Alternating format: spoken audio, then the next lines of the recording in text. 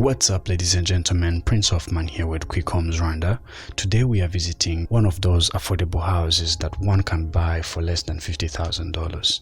This home is located in Kanombe, in about 2 kilometers from Kanombe Military Hospital. The house itself has 4 bedrooms, 2.5 bathrooms, a living room, a dining area, and a kitchen. On the outside, it has an annex with the maid's room, a kitchen, and a bathroom. It also comes with a tank of water of 2,000 liters. It has a little garden and a parking that can accommodate up to 3 cars. This beautiful home is located in a very new neighborhood. It's on the market for $47,000 or 47 million Rwandan francs. If you'd like to own this home, please find our contact details and our website in the description down below. Not forgetting, subscribe if you're new here. We post content like this on a regular basis.